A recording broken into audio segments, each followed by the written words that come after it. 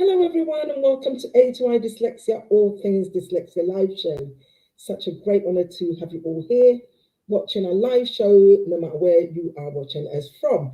Now, that could be London, that could be USA, that could be Australia, it could be Jamaica, it could be Ghana, it could be Nigeria. We don't mind where you watch us from, but we feel so privileged that you can join us this evening and talk about all things dyslexia. Such an important topic, particularly within the Black community, and will be kindly funded by the Black Funding Network, which is such an amazing organisation who support Black-led organisations with funding to be able to bring shows like this into your homes. So I'm so happy that you could all join us. And today's topic is really close to my heart. Like I say, every single week, all topics are close to my heart. I've been there, done it, worn a t-shirt with dyslexia. And sometimes when I, come on these live shows, I do normally say that dyslexia can either make you or break you. For me, there is no in between. I've not had the in between experience, so I've been at the extreme end of really struggling to make anyone understand my dyslexia to a point where I think we're doing quite well at A2I Dyslexia with all the support that we give within the community. My name is Elizabeth Techi. I'm the founder and the CEO of A2I Dyslexia, also known as Aspire to Inspire Dyslexia. Today's live show is titled Dyslexia, the Silent Voice in a Workplace. Now, many dyslexics may have come across or encounter or faced some sort of challenges at work. Sometimes people feel, oh, do I disclose? Do I not disclose? And if I do disclose, how will people look at me?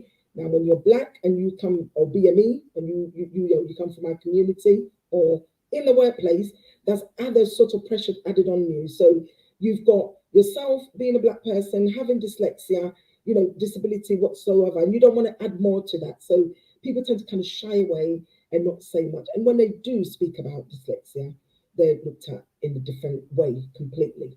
So I would like to invite our wonderful guest this evening. We're in London, so I can say this evening. Her name is Naomi Gregory, and she's an MA graduate, and she has got phenomenal, I wouldn't say story, real life events that's happened to her in the workplace. And she wants to share these with us and how she overcame the silent voice in the workplace.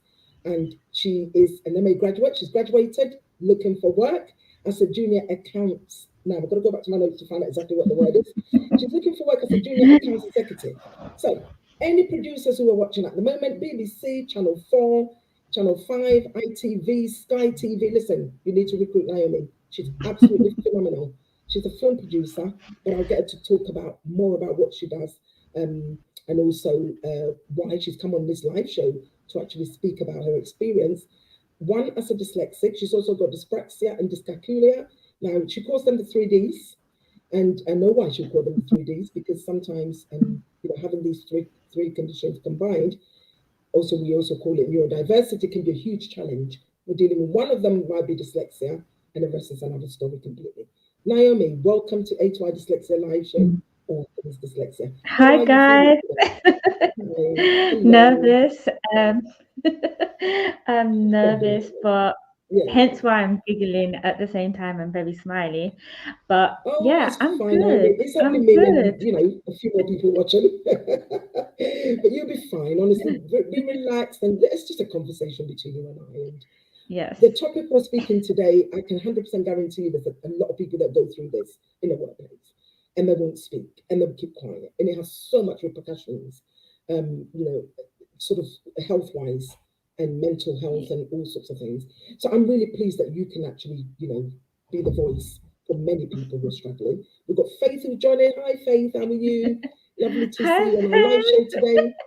Hi, Faith. There are so many people who go through these challenges, and I'm so happy and glad that you've chosen to come on. Well, we've invited you rather than you've chosen.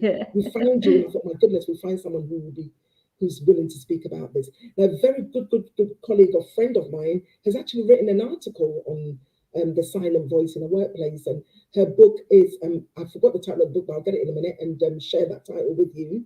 And it was great for her to have written that piece. And her name is Diana Grayson, and you can actually find her book on there, but I will find the name of the book in a minute, I promise. So I can share it with everybody. So Naomi, I'm going to read a little bit about you. Naomi Gregory is a graduate from University of Arts, or for Arts, for Creative Arts rather. This is my dyslexia. for the creative arts. For the creative arts, with a first-class master's degree in creative marketing and advertising. She has created, written, produced, and directed her own films.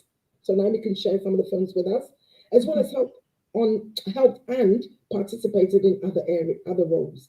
During the lockdown, Naomi and her co-host launched their.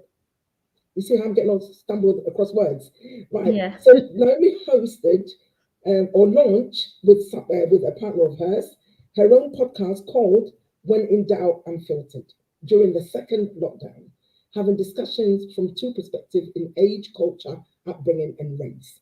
Now, I have severe dyslexia, so you see how all words were like going all over the place. One of the naughty things is I should be wearing my glasses all the time, but I don't. I tend to try to read, and it goes pear-shaped. I'm going to put this on. So sorry to be antisocial, but I am still here. There we go. And I'm going to hand over to you, Naomi. Please tell our viewers about yourself, who you are, what you do, and why you want to speak about the silent voice in the workplace. Yeah, so as you just said that I've had 2 degrees. Originally I wanted to be an actress and then a film director, hence why I did film production in my BA and my undergraduate course. Most of the films that you mentioned, they are really mostly my film my film production courses. So they're not big, they're just very student budget based. And I've done a series of internships. From when I was younger, I got told, well, my parents told me that the teachers told them that I was slow. They didn't say the word dyslexia, so they said I was slow. And as a response, my parents like made me do additional homework. Couldn't understand it. I always felt like I was a black sheep.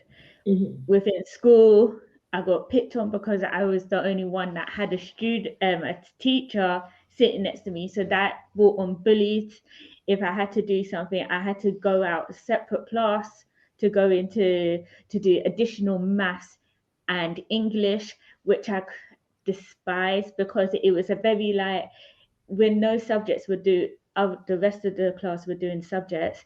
They were doing a lot of art and craft. So I was missing out on that when I hated the subjects that I was doing. So that was kind of the beginning, and I really didn't understand it. I kind of just got written off, and that kind of followed me throughout secondary school. And then I kind of changed my ways in college and started learning and studying till 3 a.m., even though my parents told me to stop at 3 a.m. But I felt like we talked about this as well, Elizabeth.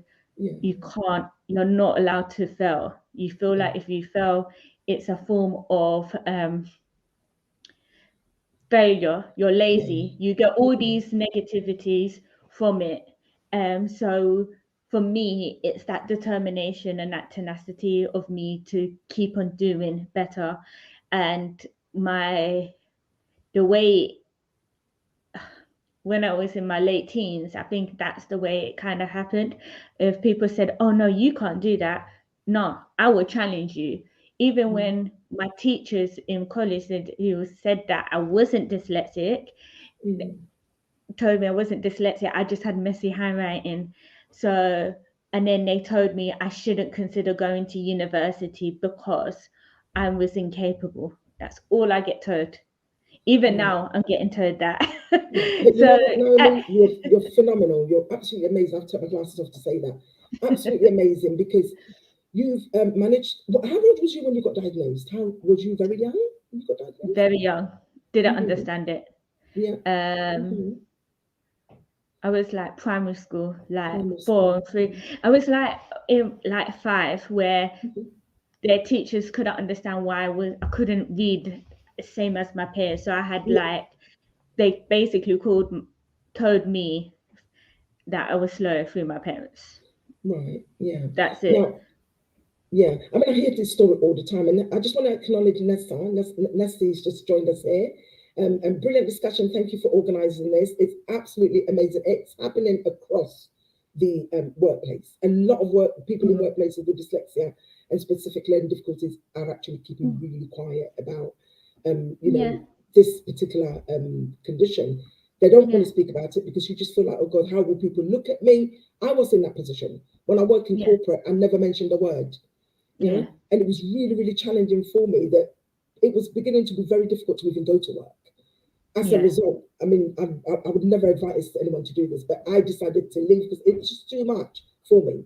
Now, I'm saying to anyone who's watching this live, don't quit. You know, you go to your HR department, you speak to your line manager. There should be a reasonable adjustment in a workplace for the individual, and not to keep so quiet about this. How it can have a huge impact on one's health. So you were diagnosed young, then you kind of did all your studies with secondary, college, then you went off to uni. When you got to uni, how easy or difficult was it for you to engage in learning? It was really difficult. Now, you have to remember that my parents fought tooth and nail to find me the right support. And even like I remember my mom showing me like this much files of me on my case because of it. And not once in that whole file of paperwork that was written about me, they didn't disclose that I was dyslexia. I had dyslexic.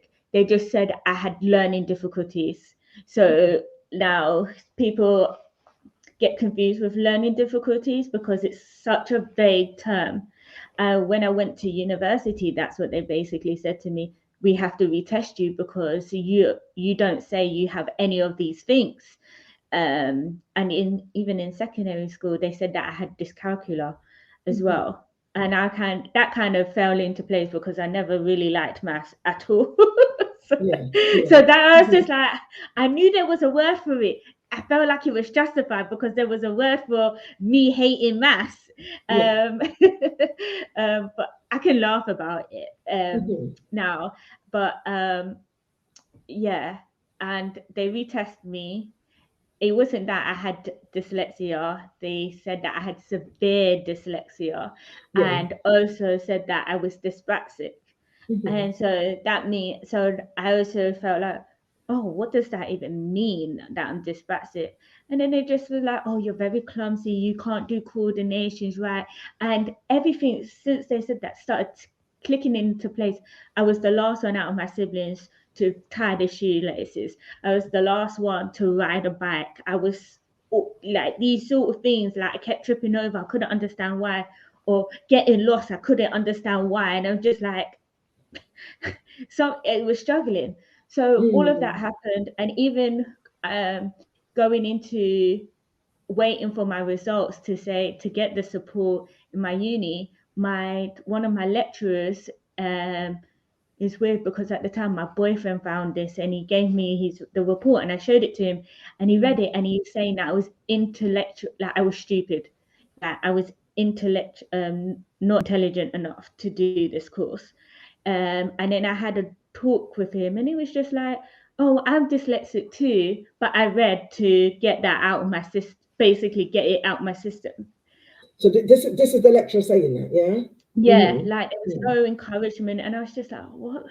And I just felt from that point on that I knew that I had to do that for myself, like I did from college, to fight my way into college, to get into college, doing the same thing all over again. And that can take a huge toll on someone like that.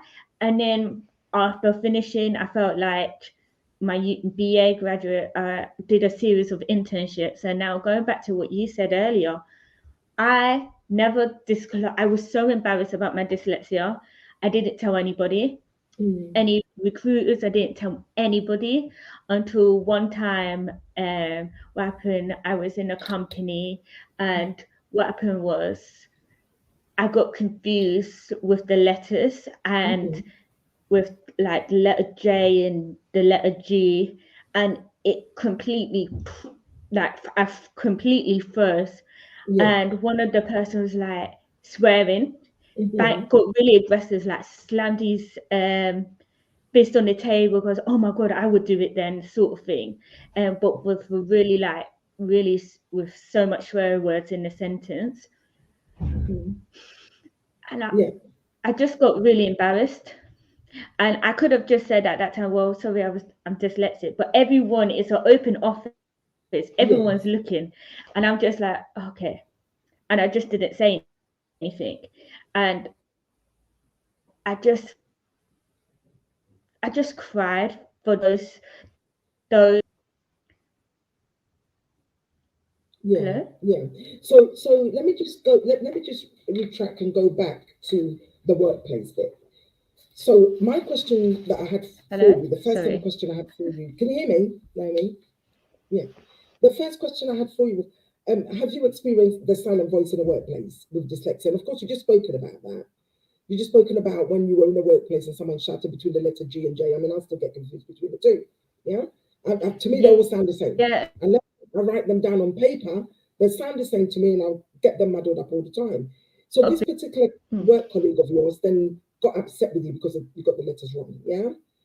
And this is, as a result, you never really disclose, because obviously that will be, I'm just thinking, when he behaved like that, what was your immediate reaction when this colleague sort of started ranting and raving? Yeah. What was your immediate reaction? Mm-hmm. Can you hear me, Naomi? Yeah, I think the internet might have dropped a bit. Can you hear me, Naomi? Ah, there we go. I think she might come back. So if you've just joined us now, we are talking about dyslexia, the silent voice in the workplace. And just to quickly say, when we first started the program, I did mention an author called Diana Grayson, who's written a book on business culture. And her book is absolutely phenomenal. And she talks about the silent voice in the workplace. So Diana is the author of this book, which is known as business culture. And I think that on a certain page, she talks about the silent voice in the workplace and how one can, have a conversation with their line manager and so forth and thrive in the workplace. So I think Naomi's internet went down a little bit. So I'm here to speak about, obviously, the silent voice in the workplace. And if anyone who have experienced anything like this, you can drop us a comment. If you feel like you want to drop us an email or a comment, privately, again, you can do that on YouTube, or you can do that, DM us rather, is the word I'm looking for. You can DM us on any of these social media channels. And as soon as Naomi's internet's back, we'll be back again to join us, and we'll carry on with this conversation. Now, I was speaking about my own personal experience when I was working in corporate, and it was very, very difficult for me to speak about my particular condition, dyslexia and specific learning difficulties. Every day in the workplace was a challenge for me. Every day was tears, and I would literally, it got to a point I thought, I can't live like this anymore. I can't live, going to work petrified. But that was my own sort of, in a way, I had never disclosed dyslexia. I didn't tell him that I've got dyslexia. Now, one might say, why didn't you? Because for the same reason why we're doing this show, The Silent Voice in the Workplace. You keep quiet and you just get on with it.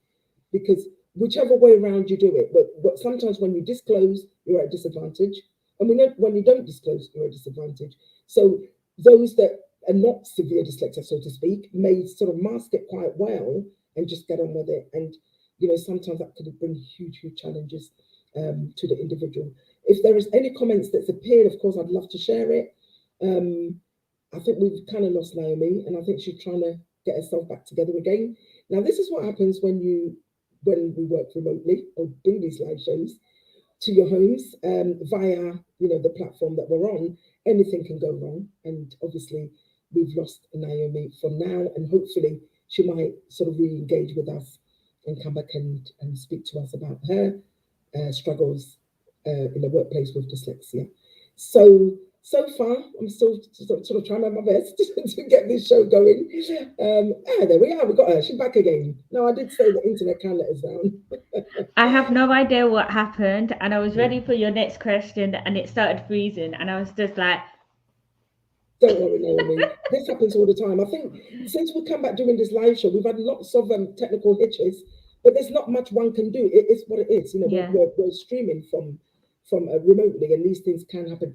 But my question was, you start talking about the person in the workplace where you got a few like G and J's mixed up, and he really blew his top off and went really crazy. I'm going to ask a question that you probably think, how do you think it made me feel? I'm thinking, how did that make you feel at that point? And what would be your message to anyone who may have gone through this experience? It felt like I was back in primary school again when I got the most bullied and most attacked because of that stuff. And it just put me back into when I was that little girl. And in a weird way, that little girl has never left me, because I try my best to hide that stuff. And sometimes after you hide it for so much, it blurs out so much. And sometimes it's like, okay. And even now, in a sense, even now, I'm not even in the job, but like I was in a job during the summertime and I didn't disclose my dyslexia. And when I did, they were like, oh, I have it too. Okay. And I kind of got thrown into the deep end. And with that being in the deep end, and it was all remote. So I was trying to learn a new role through WhatsApp, through Zoom. I have a very specific how to learn. So you communicating me on WhatsApp and it's for a job. I'm thinking, like, this is a whole new ball game. And for me, that takes time for me to understand it and progress with that. And I know in the workforce, people, especially in my industry, is very cutthroat and fast paced and all of that stuff. And even most recently, doing interviews, and I haven't been really open about that because of my experience. And I've said to myself, I'm never going to do that to myself again, to hide that. So I'm always talking about it in the interviews and see what they say. And I'll get to the final round or the final rounds and I just miss out. And their feedback or their responses is to me, I don't think you're capable. In the last 2 weeks that since we last spoke, 2 responses of the same thing. We don't think you could handle this fast pace, because it's very fast paced. So we don't think you'll be capable of that. Same thing again. We don't think you'd be capable of that. Now, as an industry, creative industry, whether it's film production, whether it's advertising and marketing, that to me breaks me down. Because one, you talk about being equal, equality, inclusivity, all those things we've talked about in the last 18 months and everything. Two, you want to show a diverse workplace. Okay, you've got a person who's of color, who has those disabilities, the 3Ds, like how like I call it. And you see the person who's passionate to learn and give a chance. You're not even going to take that on because you think I'm incapable. I'm not incapable. Really, don't get that twisted of me not being incapable, because I've done so much in my life and I've proved so many wrong in my life. Well done. For me to say no is never the answer for me. So where people saying, oh, let it go, try and do something here. No, because I need to show. How can we be inclusive and show diversity if you're still disowning people from neurodiversity backgrounds? That's what hurts. Exactly. And it's like you talk about race, which I think is really, really important, because people of color and Black people, sometimes you just feel like, look, do I disclose, do I not disclose, like I said earlier. And you've been very open about that. And listen, I get so angry, Naomi. I get so angry knowing that your diagnosis was written down as what's the word? Specific learning difficulty. Learning difficulties. Learning difficulties. And not dyslexia. And then it had to take all this time for you to get to university. to be able to even get that diagnosis that say you were severe dyslexic. Now you've got a degree and you've got an MA. Listen, if any producers watching out there, anyone who can offer Naomi a job, honestly, I'm speaking live on this live show because she can offer so much to an organization. Dyslexic, it's not dyslexic people, we're not stupid. We're not dunce, we're not lazy, we're not all those words that people use on us. You know, give us that job and we can prove to you we can do it. Now, filmmaking, creativity, I hope Steve McQueen's watching this, because if he is, he's a great film producer. And if he is, honestly, somebody offered Naomi a position that she deserves. You know, this young girl's gone to university, she's done so well for herself, she just needs a break. Listen, she needs a break to be able to show the world that you can have dyslexia and still thrive. I think to add on that, like what you said, it feels really, it's really nice to hear. I know so many people, my loved ones who's watching, my family, friends, everyone have said that to me, but it feels like in the last, we've talked about this a couple of weeks ago, it plays into your mental health as well. So you getting told no, you doubt yourself. You doubt if you're even enough because you're just doing the same thing all the time. And with that really, that breaks a person. In the last 18 months, I had things in place, and from no fault of anybody's in the world, it happened. The pandemic happened. So all of those things fell through. Now, for me, I felt like I feel like I'm constantly failing because I'm not doing enough. And I just need, and when I'm doing enough, I'm adjusting, and when I'm doing this, I'm still feeling like the light at the end of the tunnel is getting further and further away from me. So you feel like, what can you do? And then when you hear about these agencies or film production are saying about giving these support to these certain subjects that we've discussed today, it just feels like it's just really like it's just all talk. You're not proving anything because you're not showing the diversity behind backstage. You're not showing that representation. And for me, I really, as well, for me as well, being a mixed heritage, people don't see that because of my light skin tone, but they see the hair. They see the hair. So they're like, what you gonna, like, ooh.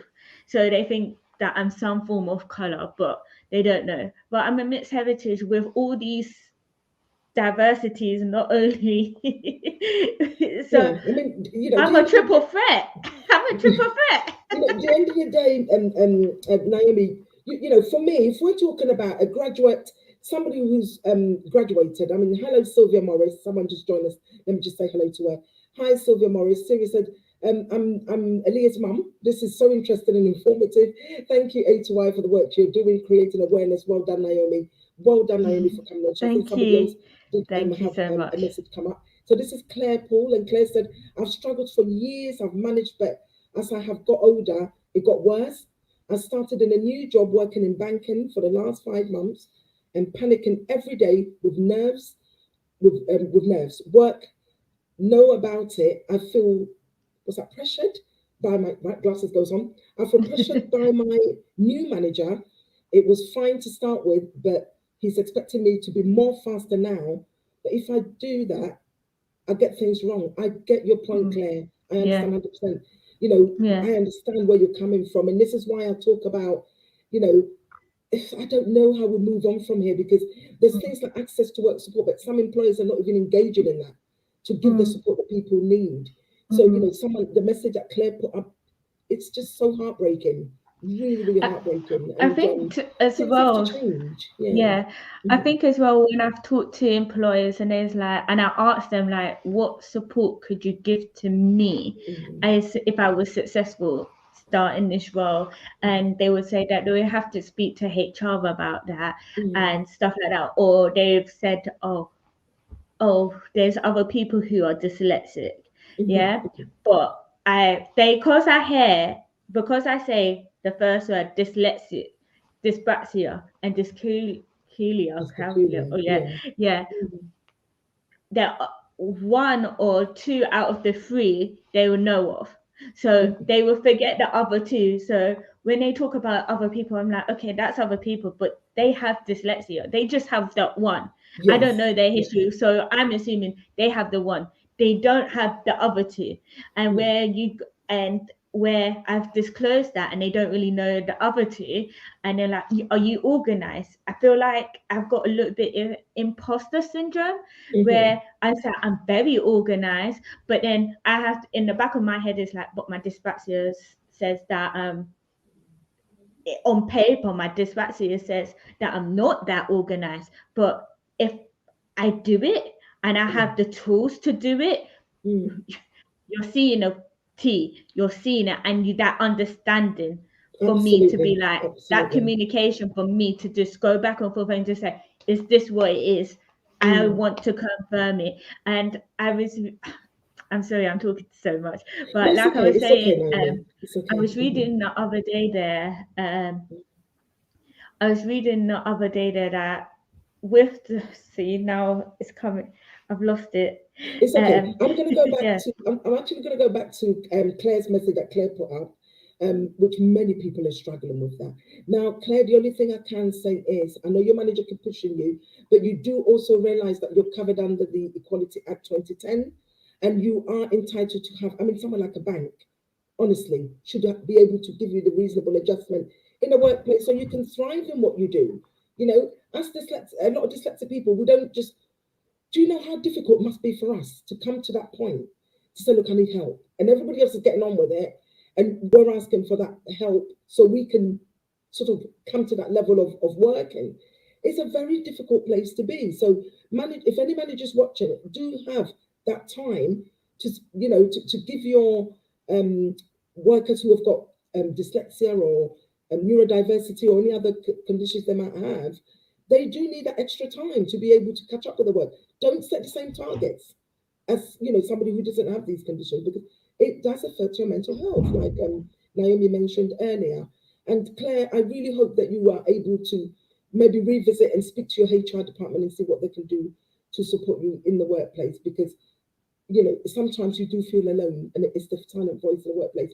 And I know that, you know, stress levels and things that, you know, if people are going to go off sick, that's going to have a huge impact on the employer. So why not get the right support? I mean, I know a lot of employers will say, well, what help do you need? And they look at you like as if you're from another planet. And you say, well, the help I need is in my diagnosis. If you read my, you know, dyslexia assessment, you'd know what sort of support I need. You know, we'll be able to work together on this, so I can be of a better employee. One thing I can say is that once we do get the support and the help we need in the workplace, we thrive. We really thrive. And in terms of, recruitment, what's the word? Recruitment retention, we tend to stay because we don't want to go somewhere else and start all over again. So that's one too risky. It's too risky for us. Exactly. So this is one plus for hiring a dyslexic person to work with you. So why should we be treated any different from anyone else? And I'm so happy that we are speaking about this topic today, the silent voice. I just remember what I was gonna say originally. I was reading on Instagram. I follow pages with girls with dyslexia and stuff like that, and it made sense, because when you're in the workforce and they say, oh, when people who have dyslexia, they don't know when they do it, so they think everything is wrong because of that anxiety, that, like, going back to that mental health, that constant anxiety. So you're saying sorry for nothing because you feel like you're going to get ripped apart because if it's not enough. And that's one of the negative impacts from people from older generation who really didn't understand when they were growing up why they were different or stuff like that, where this discussion wasn't being talked about as much. And that stuff is like, it's kind of weird, because from my experience, it's like I finally got to the point where I got the support at the end of my educational career for me to start all over again in the work history, in the workforce again. And it's like you kind of felt like in the education department, you feel like you got that support, you kind of deserve that support as well. But in the workplace, you feel like I'm too embarrassed because to say this. I'm too embarrassed because I want to be like everybody else. So where we've mentioned this previously, where you try to hide your dyslexia, and for me, that's what I did when I was growing up. If there was a big word, I tried to memorize it so much, so it stayed in my head. So if I got that wrong the first time, I'm memorizing it so much, so it's never going to be wrong. Or people would say about my T's, yeah, and I would never write it backward T's. And then someone came up to me and talked about my backward T's, and I was like, my T's are not backwards. You're making me like you're getting into my psyche, because I made sure I hid it to a certain extent. And then we're talking about how it can impact your mental health, because the more we hide it, the more it has an effect on us, the more we feel like we're a failure, the more we can't even go forward, But I mean, someone once asked me, so what's the solution? And I said, the solution is with the employer. Give us the reasonable adjustment in the workplace. You've got my report that says I've got dyslexia. You're asking me what help do I need. So I may say to you, I need a blue tinted colour over my laptop. I may say to you, instead of giving me, I don't know, I need an extra time to write this report. I need a quiet room. I don't know about you, Naomi, but I can't take the noise in an open plan office. Distracts me. Yeah. Well, I remember the time when I was doing my brand partnership work experience, and a similar thing happened again, and I was too scared to mention it. And then I was talking to my the head of partnership, the director, and I had to just come out and say, like, sorry, I can't do this. Like, I have dyslexia. So when you're talking to me, I'm getting confused because I'm not getting seen visually. So for me, I improve on the visual learning aspects of that. And that's beneficial to me because I will remember, trying my best to remember where it goes visually. So she came over to me, and this is the first time.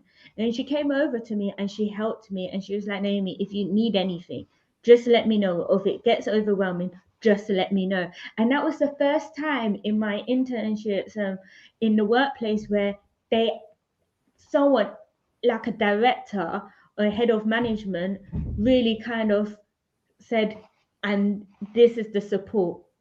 That's the support given. And all this negative, I was like, from the last aspect of what I was said previously, I have to be open about this, because there are going to be people who are going to be supportive to show you that you can do the best if you get that support. Absolutely. And that for me was so rewarding and made me feel like I felt like I'm comfortable and I can do the job 100% because you took the time out to just help me. And I'm not saying that everyone's going to do that. I'm not saying that. It was just the consideration, the empathy of you coming and approaching me, and I'm having that transparency and that honest conversation with you, so we can both do well together within that team, in that department. That's absolutely amazing, Naomi. I mean, I just have to go back and just share the fact that you are currently looking for work. You finished your MA study and you're looking for work. And I am saying to any producers out there, your BBCs, your ITVs, your Channel 4s, whoever is watching right now, all these producers, Naomi's currently looking for a job as a junior account executive. Now, I'll get her to elaborate on that, because somebody might say, what's a junior account executive? Just elaborate on that a little bit for us and the kind of work you're looking for. Junior account executive is you're basically in the advertising agency, the middleman between the clients and the agency. And as you've seen today, I'm a very talkative person, so I'll be really good in the presentation in the boardroom. So I just leave that out there for recruiters. I've been applying for really big roles. I'm also part of the Brixton Finishing School, so I'm also a student there. So I've been applying for multiple roles. Been doing Wyden and Kennedy applying. I've been doing Mother Agency, all the big advertising agencies that you guys know of, or you, the people who know of them. I've been applying, and I'm hoping I'm very close. So I'm very close. Yeah. I'm sure Contact me. something comes through. Naomi. If you do find work, please, Naomi, come back and share your story with us. And I I know you will will. find, you will definitely I find work, will. because listen, if you're going to go into this role and it said you didn't have the qualification, well, you have got it. You've got your degree and you've got your That's MA and you're a people's person. And that's what I got. I just want to say to the recruiters or anyone who's watching, you know, Naomi's got great people skills, great communication skills. Listen, give her a chance. Give her a chance to Yes. prove to you. I mean, I know I Yes. mentioned all these TV channels because I know that you're a film Yes. producer. And Yeah. is that another angle where you would like to go?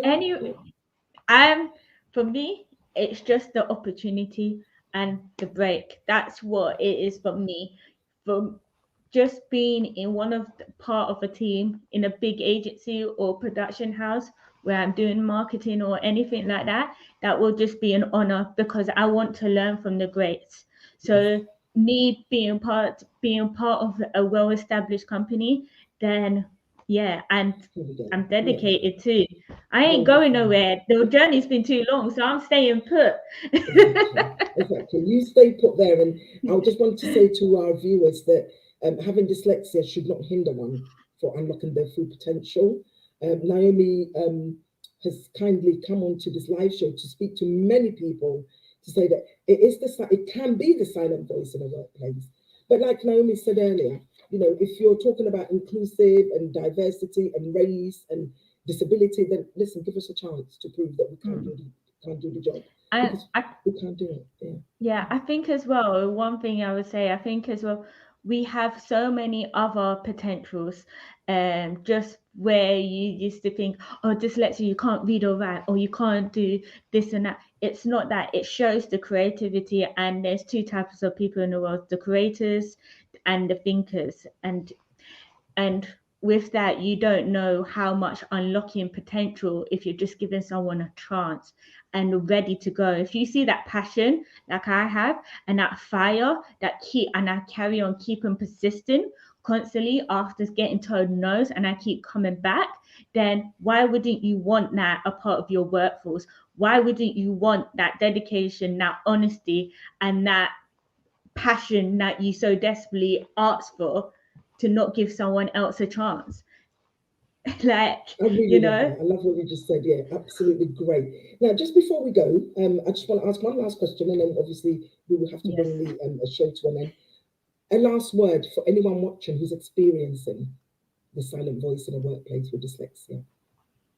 I think for me having it so long at such a young age, and I think if someone who feels like is watching this and they feel like they have and they haven't, they feel like they've got dyslexia and they haven't been fully diagnosed, I know how expensive it can be to be diagnosed with dyslexia, but just try and reach out and see what you could do and get those tests, and as well be honest and true to yourself as well. I know that sounds really cheesy because everyone's starting to say be true to yourself, but no, it's the honesty where you're being open, you're being transparent.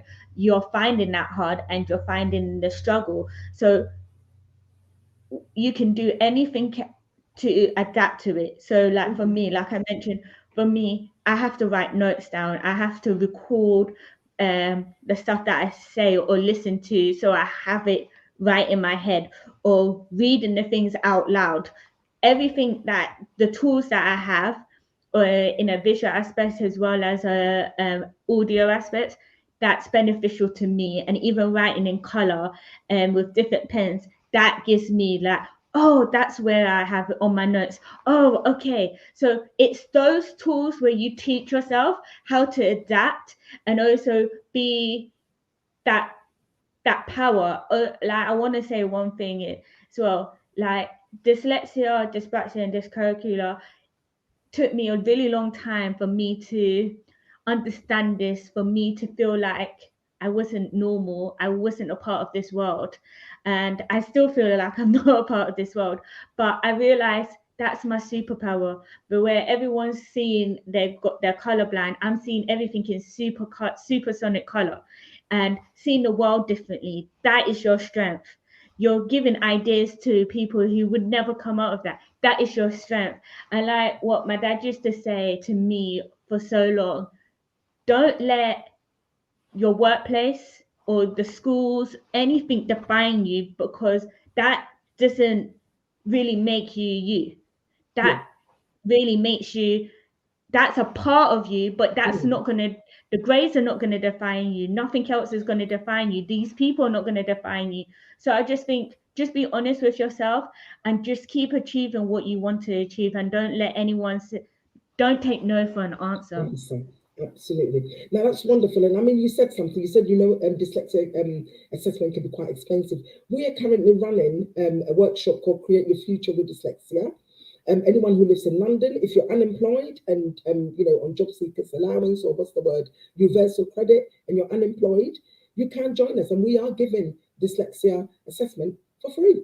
So here you go. So if you struggling to manage to pay for a dyslexia assessment, well, here we are. We are running a workshop that's been kindly funded by European Social Fund and Equip Paddington Trust. So here is an opportunity to come on this program and be able to give a free dyslexia assessment if you live within London. That is, any of the London boroughs will be able to support you with that. We also currently running a personal development workshop that's across the UK. Doesn't matter what race you are, that's for everybody. And we are also running some of our workshops at the moment is Create a Future with Dyslexia in Lambeth, which if you're based in Lambeth, you're black and you live in Lambeth, and you've got really support with dyslexia and free dyslexia assessment, do contact us. Probably the only one in the country giving free dyslexia assessment at the moment. But it's very important that people get the support they need to be able to thrive. And if you have already been given an assessment and you feel like, look, my back's against the wall and I don't know where to go from here, HY Dyslexia will here to support you on your journey with dyslexia and specific learning difficulties. This brings us to the end of our program. Thank you so much, Naomi. I don't know if there are any more comments, and if there are, our producer will be able to share that with us. I think I want to acknowledge Aaliyah Onya Morris, who's doing great work behind the scenes with all the research, who wonderfully found us, Naomi, doing her research. She's doing fantastic work, engaging with so many, obviously this program's been funded by Black Funding Network. So currently our season we're running is supporting Black people with dyslexia and their stories. Thank you for having me, by the way. Thank you for having me. I thank really you so enjoyed much, it. Naomi. I do hope that something will come through very soon. And if it does, we'd love to share that journey with you as well. Thank you so much. Yes, I will. Thank you to everybody. Don't go yet, Naomi, because when we finish, we don't like you to disappear yet. Stay right there for me. Okay. I just want to say to everyone who joined us this evening, thank you so much for joining us. I hope you will be able to overcome your struggles at work, the silent voice in the workplace. If not, do reach out to your HR department or your line manager, and do get the support and the help you need, because once you can get over that hurdle, the voice your oyster. And I'm speaking from an experience of being in a very dark place once upon a time to where I'm sitting now. I mean, people say to me, there is help out there, but how do you get that help? And this is where we are. HY Dyslexia Live Show, all things dyslexia, is a platform for people to share their story and their struggles, and how we can help as a community, and anybody else who's watching, how they can support this silent voice in the workplace and all the other topics that we're talking about. Thank you, Naomi, and thank you everybody for watching. I just want to say next week we're back, different topic, but same time, same place. Thank you everybody for watching. Bye-bye for now. Bye.